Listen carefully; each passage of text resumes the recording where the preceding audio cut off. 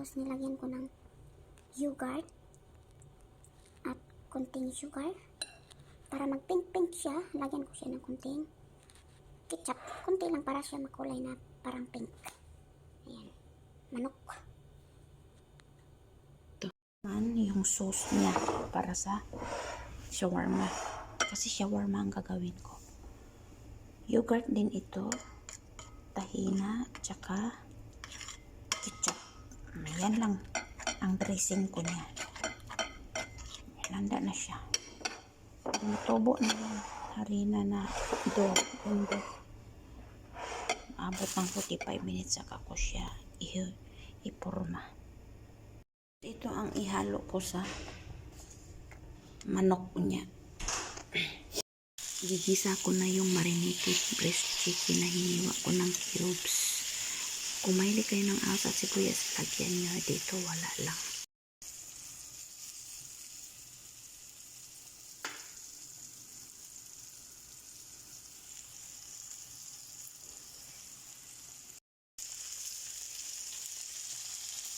Ayan, tinanggal ko na kasi soft bread lang siya.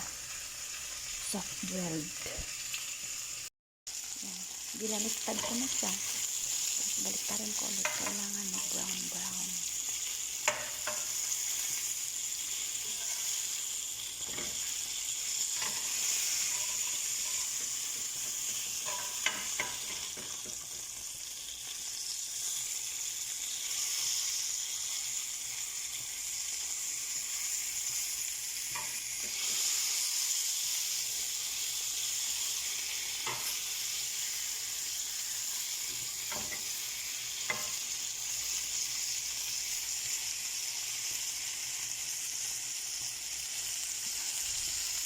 Ang nilalagay ko lang dito, yung breast chicken. Hinugasan ko ng maigi, tapos nilagyan ko ng asin at paminta. At konting sugar. Bawat luto guys, may sugar. Konti. Isang pinch lang, okay na.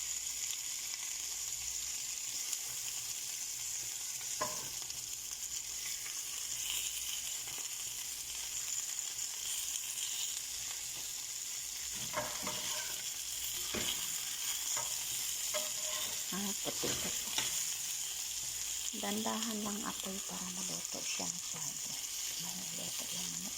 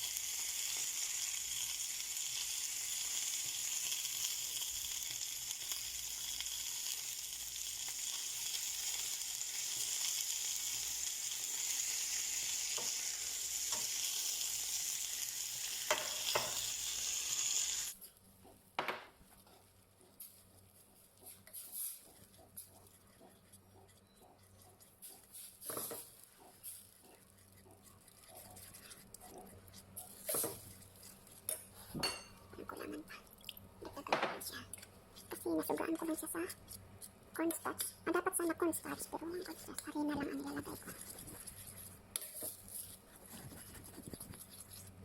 Yung ginawa ko kanina, ito yun. Tawag nito yun. Oyster sauce, soy sauce, honey, sugar, asin, paminta. Hinahalo ko lahat, tapos may tubig.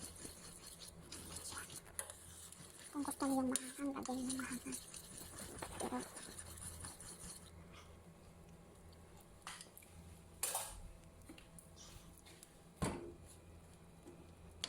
para maitim-itim tingnan, dagdagan ko ng sauce, soy sauce. Yan, itim na siya, tingnan, itim-itim, dark na ba?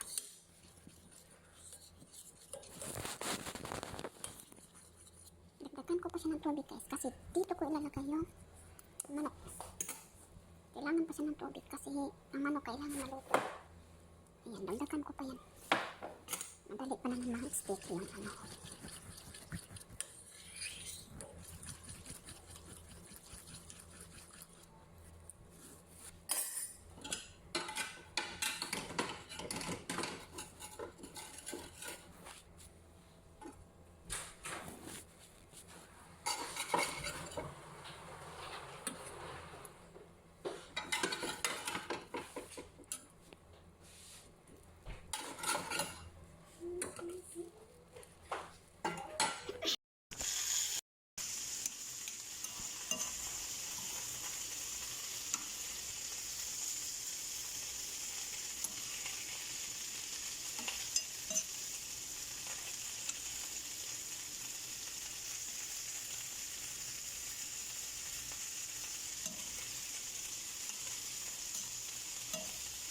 Kailangan mawala yung tubig niya. Mag-dry siya.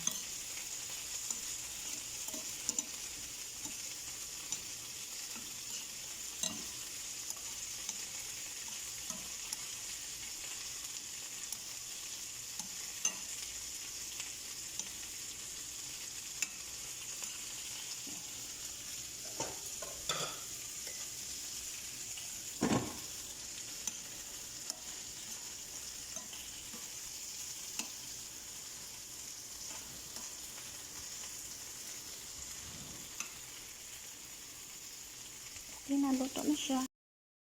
Yan, ginawa kong dough. Pinano ko na siya. Yan.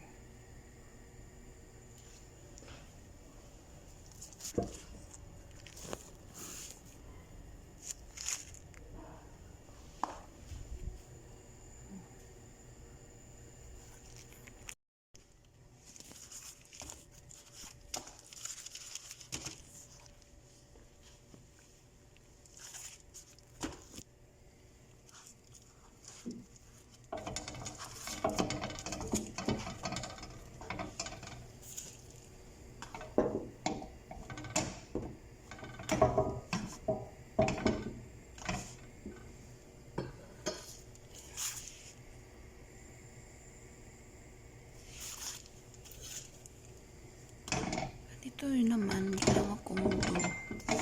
Shawarma. Ano siya? Lagay ko lang yung harina, 1.5 cup, asin. Yes. Tapos, pagpatubo ba? Tsaka gatas. Yun lang. Nilagay ko. Tinakpan ko siya ng tila hanggang 45 minutes. Nagtubo siya. Pagkatapos, ng 45 minutes, din circle ko na siya kagaya nito. Yan, ganyan na siya, circle. Permanent circle. Yan, tapos nilagay ko na sa frying pan na malapad. Mainit yan. Tsaka ko nilagay. Niluto lang dyan sa pan na malapad, mainit. Hanggang mag-brown siya, balik ta rin. Yan. Pag maluto na yung dough niya, maging brown na siya. Makapal siya kasi nagtubo na yung yes na nilalagay. Ganyan lang siya, guys. Shawarma na parang manaish.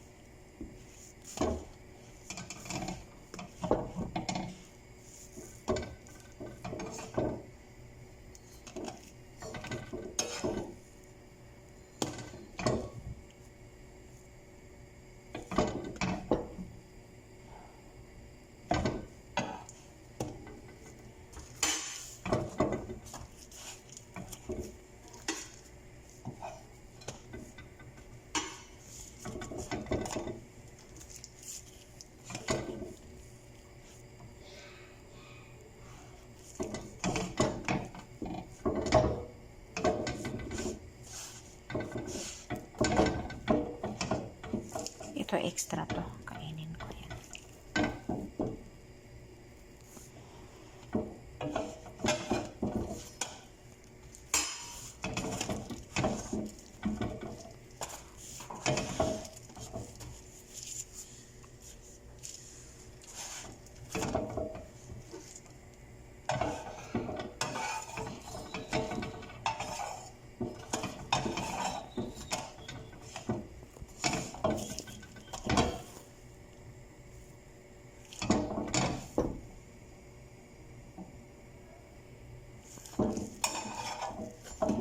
Yung dough lang niya, guys.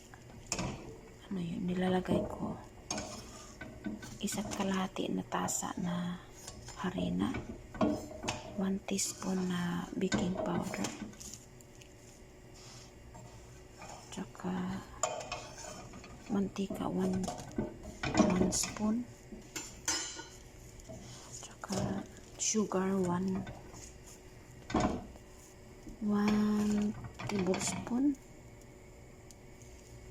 Mantika 1 tablespoon. Asin 1 pinch. Baking soda 1 teaspoon. Mantika 1 tablespoon. Balik-balik na. Gatas. Ano yun, gatas? 3/4 cup ang gatas. Tubig 1/4. Ayan. Estimate lang. Ayan. Ilagay ko na dito.